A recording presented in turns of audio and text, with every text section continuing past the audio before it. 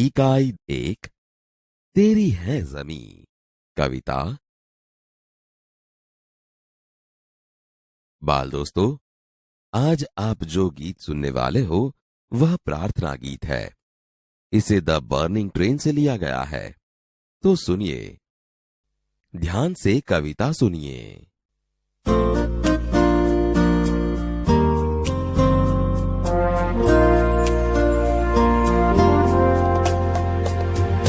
तेरी है ज़मीं, तेरा आसमां, तू बड़ा मेहरबान, तू बख्शीश कर। सभी का है तू, सभी तेरे, खुदा मेरे तू बख्शीश कर।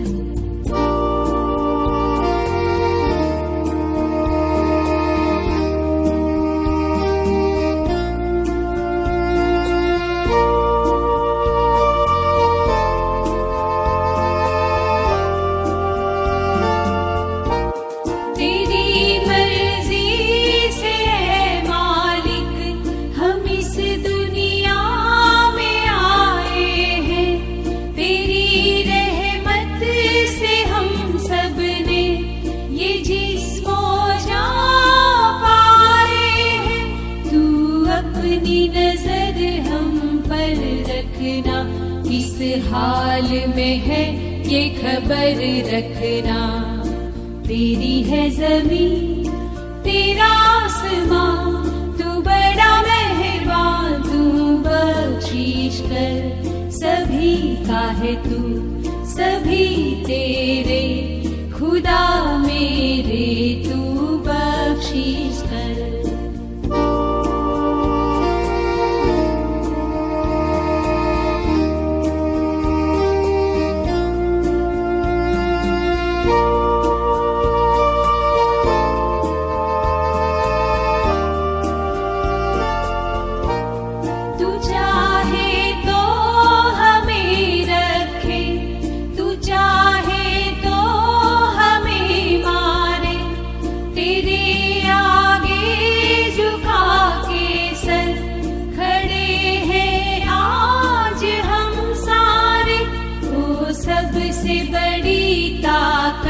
वाले तू चाहे तो हर आफत टाले।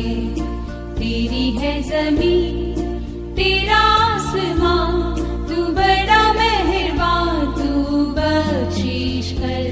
सभी का है तू, सभी तेरे, खुदा मेरे तू बख्शीश कर। तेरी है ज़मीं।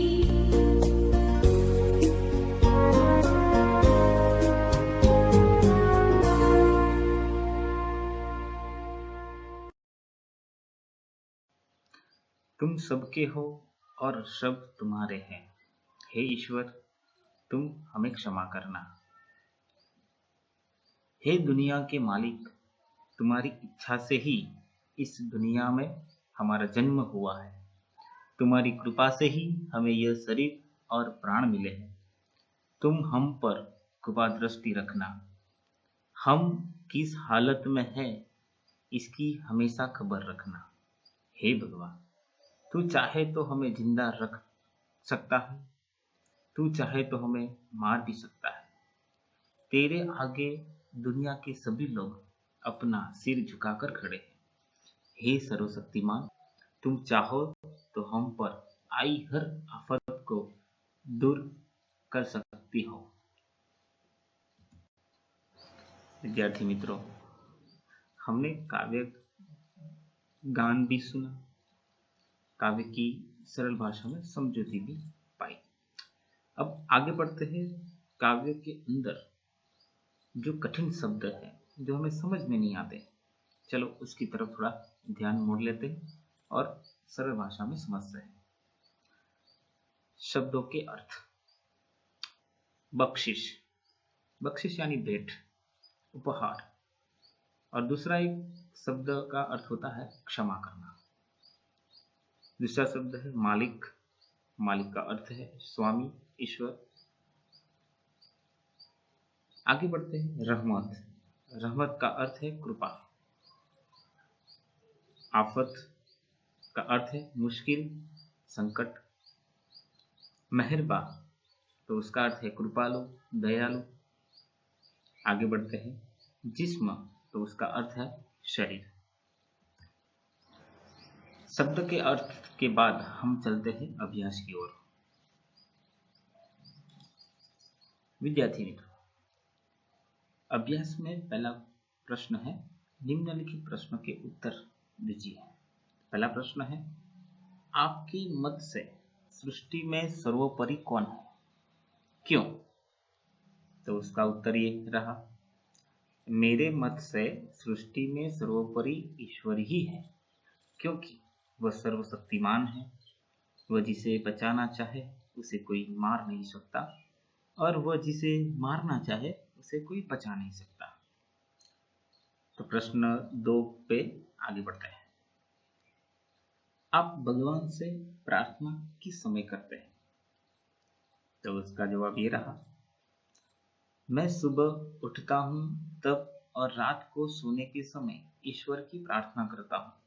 यह समय ही मुझे प्रार्थना के लिए अनुकूल लगता है। समझ में आया? चलो आगे बढ़ते हैं। प्रश्न नंबर 3, भिन्न भिन्न धर्म के लोग प्रार्थना करने के लिए कहाँ जाते हैं? ये तो शायद सभी विद्यार्थियों को पता ही है, फिर भी चलो सरल भाषा में उसे जानते हैं। भिन्न भिन्न धर्म के लोग अपने अपने पूजा स्थानों में प्रार्थना करने के लिए जाते हैं। हिंदू मंदिर में, मुसलमान मस्जिद में, ईसाई चर्च में, सिख गुरुद्वारा में और पारसी अज्ञानी में प्रार्थना करने के लिए जाते हैं। अभ्यास का चौथा प्रश्न, आप भगवान से क्या प्रार्थना करते हैं? तो उसका जवाब ये रहा, मैं भगवान से प्रार्थना करता हूँ कि आप लोगों पर अपनी कृपा दृष्टि बनाए रखना और लोग किस हालत में हैं इसकी वे हमेशा खबर रखें। तो ये अभ्यास के प्रश्न के उत्तर हैं। अभ्यास में और आगे बढ़ते हैं। प्रश्न का टाइटल है, शब्द क्रम के अनुसार लिखिए, यानी कि शब्दकोश के जो स्वर व्यंजन के सिद्धांत पर होता है उसी प्रकार हमें इस शब्द को स्वर और व्यंजनों में बांटकर उसे सही क्रम देना है। तो उसका जवाब ये है, पहला वर्ण शब्द है उज्जवल और क्षमता, डॉक्टर, दूध, द्रव्य, धन, धरा, नाविक, मंदिर, मनुष्य, मित्र, योद्धा, शांति, श्रृंखला, सुख, स्वर, हृदय। तो अभ्यास के अगले प्रश्न पर चलते हैं, जहां वचन बदलकर वाक्य को फिर से लिखना है। जैसे कि मैंने कविता लिखी, तो वो वचन बदलकर जो परिवर्तन होता है तो वो वाक्य इस प्रकार लिखे जाते हैं, हमने कविताएं लिखी। दूसरा वाक्य है, यह मेरी किताब है, तो उसका वचन परिवर्तन होगा, ये हमारी किताबें हैं। तीसरा वाक्य देखते हैं, इसे लड्डू दे दो, तो उसका वचन परिवर्तन इस तरह से होगा, इन्हें लड्डू दे दो। विद्यार्थी मित्रों, अभ्यास के बाद हम चलते हैं स्वाध्याय की ओर, जहां पे निम्नलिखित प्रश्नों के उत्तर हमें देने हैं। तो पहला प्रश्न ये रहा, कवि ईश्वर से क्या चाहते हैं? तो प्रश्न का उत्तर ये है, कवि चाहते हैं कि ईश्वर लोगों के अपराधों को क्षमा कर दे, वह हमेशा लोगों पर अपनी कृपा दृष्टि रखे, वह हमेशा खबर रखे और दुनिया पर आने वाली आफतों को दूर करे। चलो दूसरे प्रश्न पर चलते हैं। तो दूसरा प्रश्न ये है, तुम अपनी नजर हम पर रखना, ऐसा कवि क्यों कहते हैं? तो इस प्रश्न का जवाब ये है, ईश्वर की इच्छा से ही दुनिया में हमारा जन्म हुआ है, उसी की कृपा से हमें यह शरीर और प्राण मिले हैं। हमारा जीवन उसी के भरोसे है, क्योंकि वही हमारा रखवाला है। इसीलिए कवि ईश्वर से हम पर अपनी नजर रखने के लिए कहते हैं। स्वाध्याय का तीसरा प्रश्न, कवि किसे सबसे ताकत वाला मानते हैं, क्यों? प्रश्न का उत्तर यह है, कवि ईश्वर को सबसे ताकत वाला मानते हैं क्योंकि ईश्वर सर्वशक्तिमान है। वह सब कुछ कर सकता है। वह जिसे चाहे जीवन दे सकता है और जिसका चाहे उसका जीवन ले सकता है। वह हर आफत को दूर कर सकता है। इसीलिए स्वाध्याय के चौथे प्रश्न पर चलते हैं। कवि खुदा से क्या कहना चाहते हैं? तो उत्तर है, कवि खुदा से यह कहना चाहते हैं कि वह सर्वशक्तिमान है और दयालु है। हम सभी लोग ईश्वर के सामने सिर झुकाकर खड़े हैं। वह सब पर अपनी कृपा दृष्टि बनाए रखे और लोगों पर आई हुई विपत्तियों को दूर करता है। स्वाध्याय की और आगे बढ़ते हैं। तो दूसरा प्रश्न है, काव्य के भाव के अनुसार काव्य पंक्तियां लिखनी है। हे ईश्वर, तेरी कृपा से मुझे शरीर और प्राण मिले हैं। चाहे जो भी हो, तुम अपनी कृपा दृष्टि हम पर सदा रखना।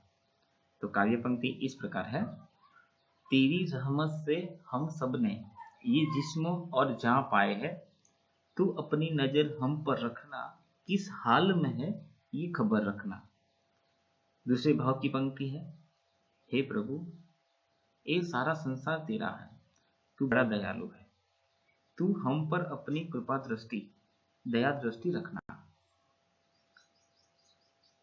काव्य की पंक्ति इस तरह है, तेरी है जमी तेरा आसमां, तू बड़ा मेहरबा, तू बख्शिश कर।